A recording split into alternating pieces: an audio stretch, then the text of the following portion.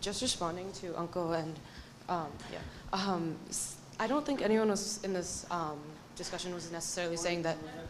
I don't think that. Oh well. Okay. I don't think that anyone in this discussion was necessarily saying that they are blaming anyone for being classist. I think they were just saying that it exists and that it is there. They're doing their part as a person of the community to help and change that. They are not that person themselves, but no one's really. I don't see anyone blaming anyone else. And then also, your thing is if you just see someone being a racist and you kind of just walk by, in a way it like supports them in a way. It kind of gives them confidence. There's no one to stop him. There's just like more room for him to keep on going and keep on bullying people the way he is. So I guess not necessarily getting in his face, but maybe letting him know like you're racist, or like saying something, not exactly saying that, but just saying something to make sure that he doesn't do this in the future, or do something to make him stop would be a little bit, would be like an example of how people of our community would contribute. And just like, my main point was basically responding to Uncle saying that no one is really blaming anyone for being classist right now. We're just explaining that it's out there and it exists. Yeah, it does take time, but it will happen if we do work towards it.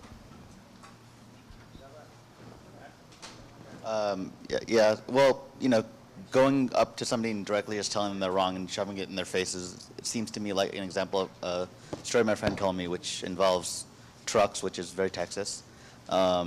He works for one of the companies, and he says whenever they put a commercial on TV that shows how bad the other guys are, that's really the only people that it actually appeals to are the people that are fans of that brand. He says, without fail, any other time they show it to people who are fans of any other brand, that those people, even if they're directly looking at TV, they instantly tune out. And you know what some of the other people are saying is correct. Like you confront it, but you confront it with your example. Like, you know, if you see somebody being racist or classist, you go up and treat that group, you know, just normal, like you would a brother or sister or a friend, and you know, you get that behavior out there, and you try to teach that to your kids and to your family, so that they learn that behavior properly growing up.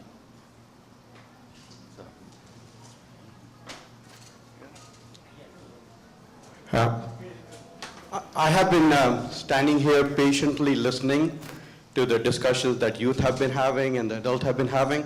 Honestly, I'm not a Virashaiva, but I'm married to a Virashaiva, and I am really confused about what the debate is all about, to be honestly. Because everyone was asking, the kids were asking, are we accepted? Are we really Lingayats? Are we this? Are we that? What are we, right? At the end of the day, everything that I heard in this convention and the past convention is all the good stuff. I don't understand the vachanas. I haven't memorized the vachanas. I cannot recite the vachanas, but kayaka, whatever they talked about, the sweet words that they talked about, doing the good deeds that they talked about, the dasoha that they talked about, everything relates to me. So I don't know if I'm a Lingayat or not, but holding a linga in my hand and meditating does give me the peace. So if it is linga or no linga in my hand, if I'm able to meditate, but if that's an excuse for me to meditate properly, then I would prefer to sit with the linga and meditate. So I have never come to these conventions in the past asking for acceptance. I've never told whether I am a Lingayat or not. I've never said whether I'm accepted or not, because your community has accepted me. Yes. And that's exactly what Virashaivism, Lingayatism, whatever this is called, I don't know, you guys can decide. But everything that is said here is the right thing, the sweetest thing, and that's what all we should aspire for. By the way, he's Lina Paul's husband, just for your information. He is a true practitioner of Lingayatism. Sucheta aunty, you can go ahead. I'm Sucheta from the Southern California chapter. I just wanted to address the issues that these young young ladies brought it up. The first one, she said, will we be accepted if I'm not an engineer or a doctor or anything else? I am sure you will be successful in anything you put your heart into, and the parents probably, there is a little bit of a fear factor in the first generation parents. We didn't know much other than you have to do this, we have to be there so we can raise our children right or provide them with everything. That was the concept that was in our mind when we came here. I think a lot of us came as educated in universities and went to colleges here, did whatever we did and raised good children. At the same time, that little bit of fear that we have, if they don't get into these professional schools, will they make it? That fear has to be erased only by you guys. You have to talk to your parents. You have to tell them, we will be fine, even if I'm an artist, even if I do anything that it's not the money, as you guys say, you will be happy with what you have. So go for what you want to be. Make your parents understand that this is what I want to be. I will make you proud. I will be proud of what I do. You will be accepted in the society. If for whatever reason somebody doesn't accept you for what you decide, go for it. Let it be. Let's move on. But don't hold it and hold your desire to be somebody just because you think like, will I be accepted? You know, you will be accepted. As long as it makes you happy, go for it. I'm going with the other young lady about interracial marriages or relationships. That also comes with a little bit of a fear factor with your parents. Open communication is what is needed. We as parents, or I at certain age with my children, noticed that they stopped communicating, it felt like. They probably were not sure whether we would accept something or not accept it. We didn't know what it was. And I thought I was very broad-minded, I would accept anything and everything. And I had a fear like, why are these children not talking to me? But as they grew a little older and they opened up, is fear factor in their mind that that as a parent I won't accept, or I was afraid that what was going on that they're not telling me. So I think it's more of a communication between the parent and the child, and if you are happy with whoever you are, that you are sure you're going to be happy, I'm sure the parents will understand. Yeah, and some of the other friends, like not Veerashaiwas, but others, I think parents are more open-minded and accept all kinds of relationship as long as their children are happy. That's all they're looking for. And that fear that if something doesn't work out, then they may not be happy. So that is what bothers them, I think, more than anything else. So just communicate with your parents, and I think everything will work out fine for everybody. That's what my hope is. Thank you, Auntie. With that, we are going to be moving forward because of, it's good that we've taken so much time to talk about all this, but we are lagging on time, so we're going to move a bit faster. One vachana that we, just before leaving this page, on topic 3, our second vachana dealt with Siddharameshwara, who writes about how Sharanas are so strong that when they're beaten, when they're laughed at, when they're taunted, they go strong. Because of how proudly they believe in their actions. And the question that was going to come from that is, how do you guys feel this Sharana attitude can be applied to the problems we face today? And I think we've talked extensively about race and how that's applicable. So in terms of the last one that we wanted to talk about was on something a lot more literal, which was Linga Puja and prayers and rituals, and the problems we face as a Virashaiva community today. That's topic 4. So here, Aida Kilakama, who was a rice gleaner, talks about how devotion practiced in arrogance is a waste of resource. Words spoken without action is a loss of knowledge, which I think we ought to discuss about how whether we've talked about what we've talked about here today, the words that have been spoken, are we going to be following through on them? To be called generous without giving is like adorning a head without hair. Devotion that wavers is like filling a broken pot with holy water. It is devotion that does not touch. Marapriya Amareshwara Linga. So that being said, for those of you in the audience who do Linga Puja, why do you do it?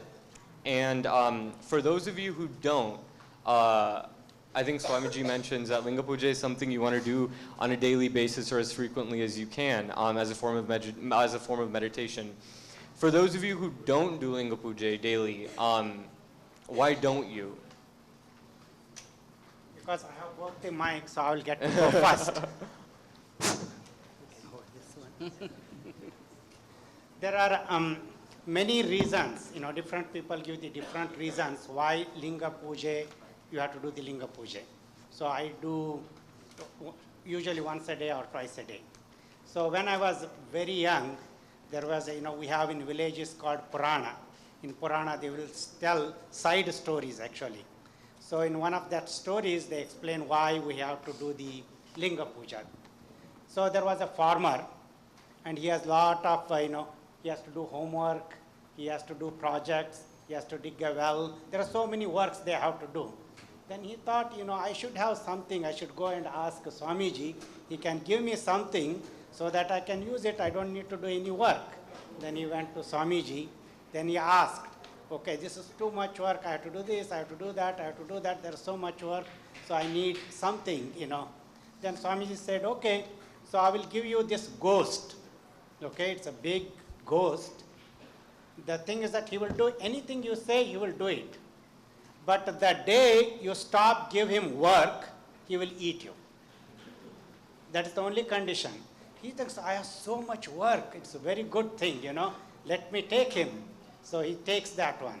So he tells them, oh, go and build that house. So within 5 minutes, he will build the house and come back. Oh, go dig that well. So he'll go in 10 minutes. Because he's ghost, he has so much power. So he'll go and dig the well and come back and do it. Oh, it's done. What should I do? Oh, cook this one.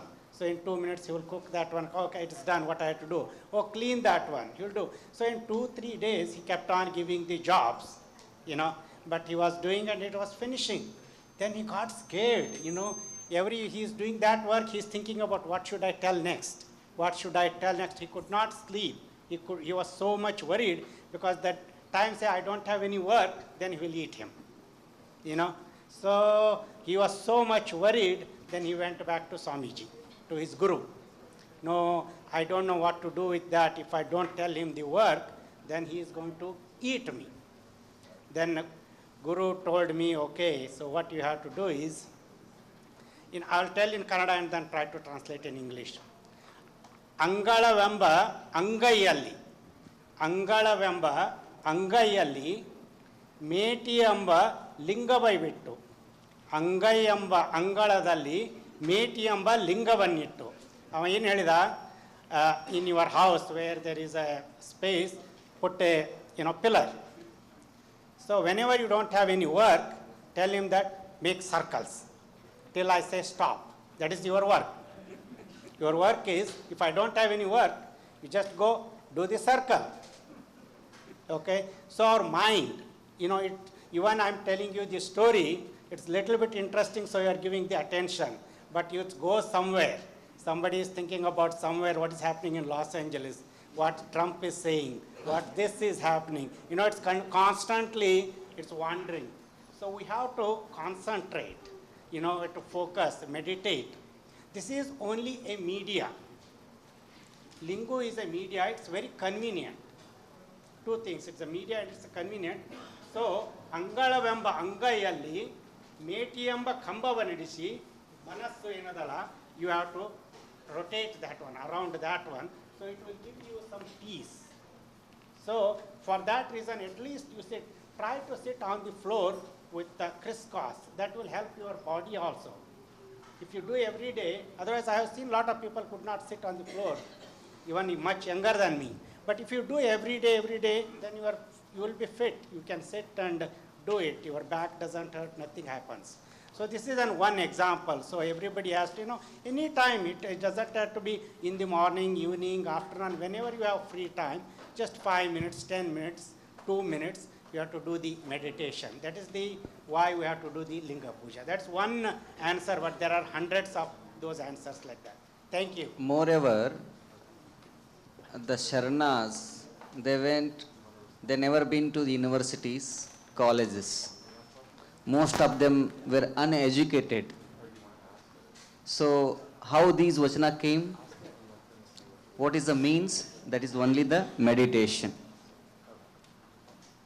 I haven't been to colleges. I studied 10th grade only. So where these all knowledge came? Only through the meditation. If you start meditating every day, the knowledge, the intuition will start coming. The knowledge is within, inside. You have to open that. Once you start focusing your mind in one pointedness, then automatically knowledge will start, the wisdom will start coming up. So that is why you need to meditate. Can we lastly hear from one of our youth members as to, I know that this was brought up yesterday, the topic of Linga Puja. Is there anyone here who doesn't do Linga Puja frequently?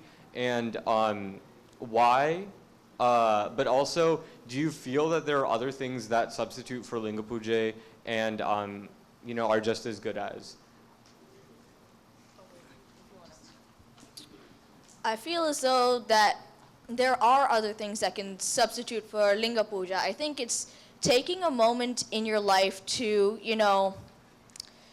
I guess, see the God within every single one of us. Like if you see a single, kind person in your, on a day-to-day basis, like if somebody holds the door for you or something like that, it's those things in our everyday lives that can kind of be like our Linga Puja, because it reminds us of the God in each of us. And sometimes, taking a second out of our daily lives just to relax and, connect with ourselves, I think that is kind of a substitute for Linga Puja. So I don't do Linga Puja every day, but I do feel like I find meditation in running. I like long distance running, and I feel like I can spend a lot of that time reflecting on moments I've had with myself, on moments I've had with others. Did I treat this person rightly? Did I take this situation correct? Am I trying my hardest at work? Am I ambitious enough? It's just a time with me and myself where I'm all alone in my head. No one's going to stop me. No one's going to talk to me. I take my music out. It really is very meditative, and it becomes slightly addictive because it just makes me so at peace with myself and my body. So when you're practicing Shiva Yoga, what happens? He said, you run, no? So you will get relaxed when you run. So even though she is using her senses get tired. So you need to withdraw the senses. In meditation, you are withdrawing all your senses and bringing into the one point, where you get more energy, where you get more relaxation. If you have 24 hours every day, be selfish for 1 hour. Selfish means to know oneself. If you want to understand other person, how do you understand? Until you understand yourself. First, learn to know yourself. That's why the Basaveshwara says, Ninage ni madiko kudala sangamadeva. And I just want to comment on one of the vachanas in the third topic. I think it speaks perfectly to this topic. It says, it's by Siddharameshwara. It's to be whatever the others say is equanimity. To say your mind is purified when others blame you is equanimity. To think that those who praise you are your enemies is equanimity. This is the grace of Guru, to be truthful in mind, words and body, and to call your Sharanas as Kapila Siddha Channa Mallikarjuna is equanimity. And I think that speaks perfectly to this topic, because that's essentially telling you, regardless of what others like praise you or criticize you or whatever, you should know what you want like out of yourself, so that you can be happy regardless of what everyone else says. And I think that is the I guess that's the point of meditation here. That you do that so that you can know yourself and be happy regardless of what anyone else says. And with that, we do have to end this program because it's gone extremely over time. So our next event for the youth will be a closed discussion between the youth and Swamiji, where we can discuss among ourselves and ask questions with the Swamiji. So we will be, we unfortunately we're really out of time, Uncle. We need to make this discussion happen. We thank you for your encouragement, though, and thank you everyone who came for discussing today. Thank you. So everyone, all the youth, we request you to go down to the 5th floor, and we're going to be hosting the Swamiji discussion there. So all the youth, please head down to the 5th floor.